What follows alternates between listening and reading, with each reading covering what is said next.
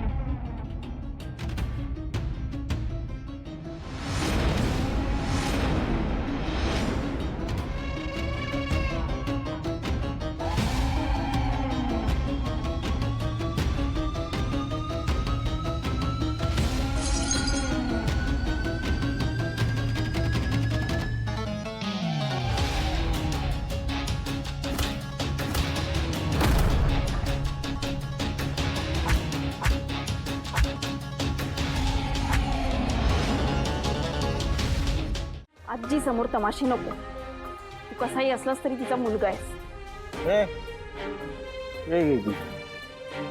कसाई म्हणजे काय? तू किती पाण्यात आहेस ना ते मला माहिती आहे. आणि मी शिवाय हेही मला माहिती आहे. त्यामुळे एक गोष्ट ना भेजात फिक्स करायची. तुझा राग, तुझी दुश्मनी माझ्याशी आहे ना, ठीक आहे, पण या सगळ्यात आशूला आणायचं नाही. आधीच सांगते. मी काय केलंय? अड्ड्यावर कशाला घेऊन गेला त्याला?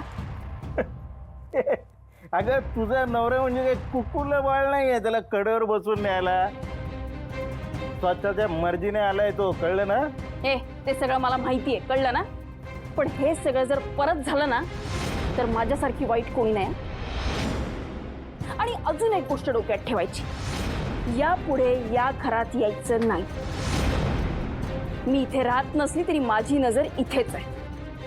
आजी आणि आईला त्रास झाला ना तर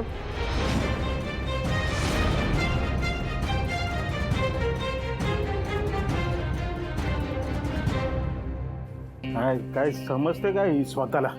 अरे चाळीत राहते म्हणून काय चाळ हिची झाली काय? तुझ्या आधीपासून मी इथे लहानाचा.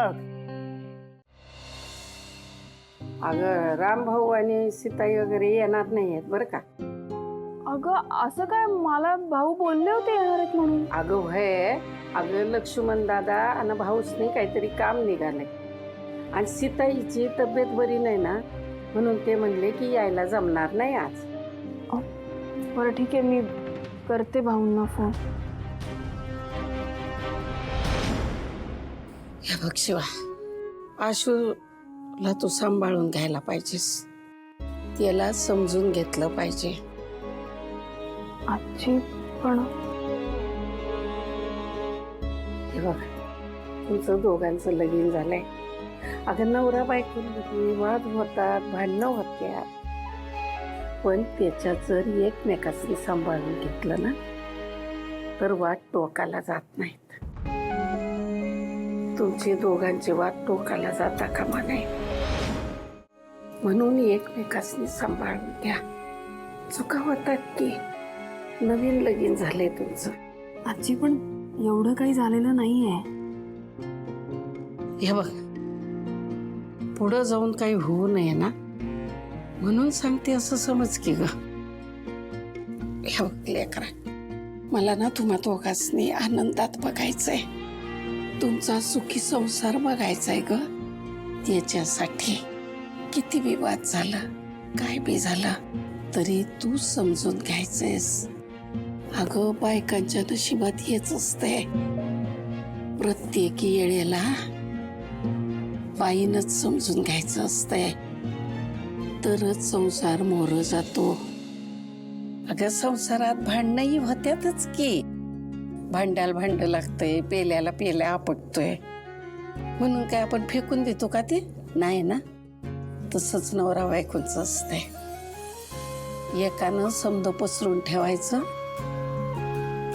आणि एकानं आवरायचं असतं, सावरायचं असतं, आणि ते तू करायचंस. आणि मला खात्री आहे का माझं लेकरू सावरण्यात पटाईत आहे. तेव्हा ही गोष्ट ध्यानात ठेवायची आणि आनंदानं सुखानं संसार करायचा, समजून घ्यायचं. करशील ना बाळा तेवढं?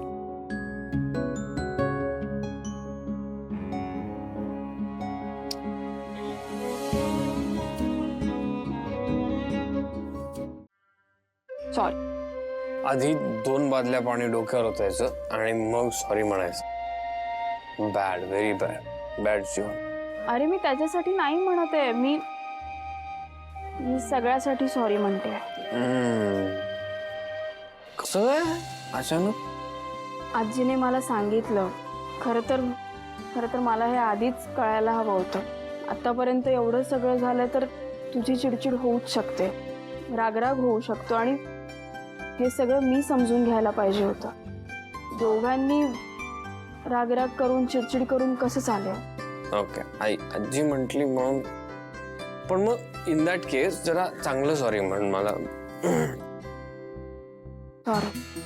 नाही नाही नाही नाही, नो नो नो, असं नाही. तू माझ्या अंगावरती 2 बादल्या पाणी ओतलंयस, सो सॉरी सुद्धा असं हाय लेवलचं सॉरी पाहिजे. सॉरी.